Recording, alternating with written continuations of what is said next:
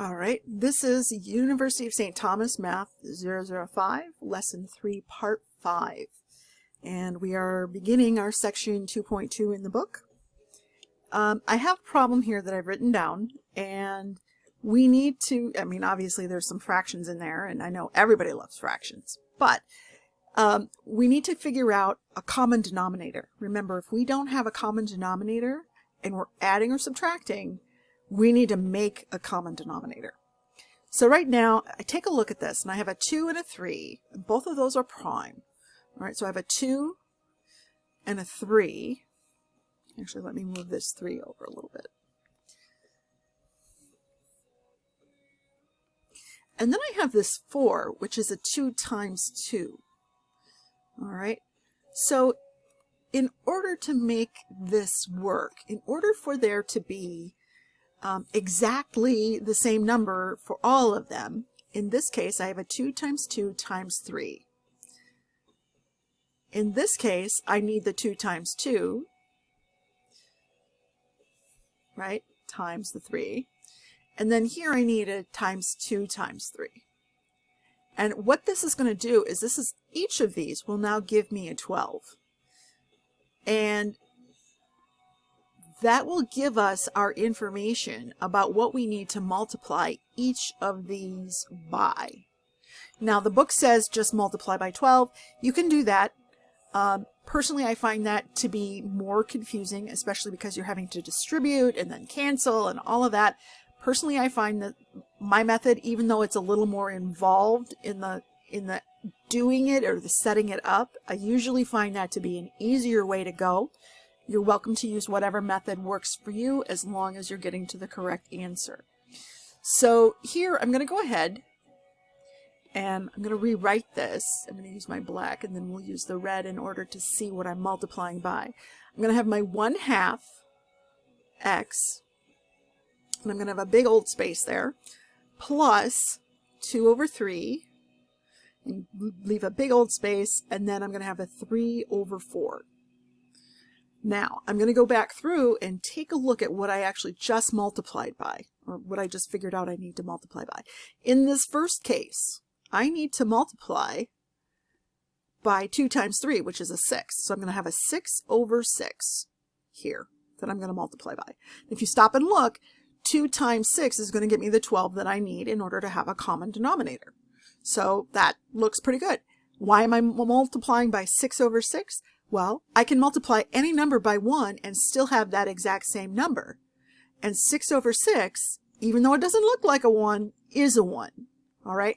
So moving on to the next part, we're going to do exactly the same thing. I'm going to take a look at what I just figured out for my common denominator of 12.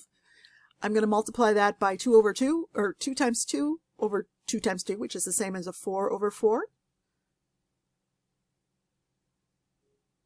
And now this also will give me a 12 in the denominator. And again, this is a 1. I'm allowed to multiply anything by a 1, and I still have that same thing.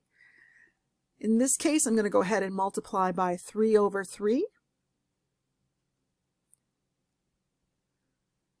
All right. And now I can go ahead and actually do some arithmetic. This whole thing is the setting up piece. That's oftentimes the hardest part. The arithmetic isn't so bad once you actually have it set up. And that's kind of where things get, problematic for a lot of folks. Is it's like, well, I don't quite understand how I'm supposed to set this up. Well, here's how we do it. All right, so 1x times 6 is going to get me a 6x over 12. If you stop and think about that, that's nothing more than a 1/2 x, right? So it should be pretty obvious that this is exactly what it is we're doing. We're just changing how it looks as opposed to changing anything about it. All right, I'm going to have my plus. Here I'm going to have an 8 over 12. And here I'm going to have a 9 over 12. And if you're any good at reducing fractions, you would recognize this is in fact a 2/3 and this is a 3/4. All right, now that I've got everything over 12, that makes my life a little easier. I could go ahead and rewrite this as being 6x plus 8 all over 12 equals 9 over 12. Now usually at this point we would say, okay, well multiply both sides, cross multiply it, so that you're going to say the 6x plus 8 is going to be multiplied by 12, and then it's over 12, so those things cancel out. I'm going to say at this point, when we have that common denominator between the two, we can literally just drop that right out of there, because it's going to cancel to nothing more than a 1. All right, since they are the common denominator, it'll just cancel to a 1. So now I've got 6x plus 8 equals 9. And I'm going to go ahead and say, all right, let's subtract this 8 to the other side. Right, we're going to subtract it on both sides. So now I've got 6x equals 1. I'm going to scroll this up just a little bit so we can continue to work. And now I'm going to divide both sides by 6. So my x is going to wind up being 1 over 6. And that's my solution. All right, we're going to have to use common denominators whenever we've got fractions and they're adding or subtracting. Now, multiplying and dividing, we don't have to worry about that. Just multiply across, or when you're dividing, you flip it over, KFC, and you go ahead and multiply through. But if we have addition or subtraction happening and there's fractions involved, we must, absolutely must, have a common denominator before we can do anything.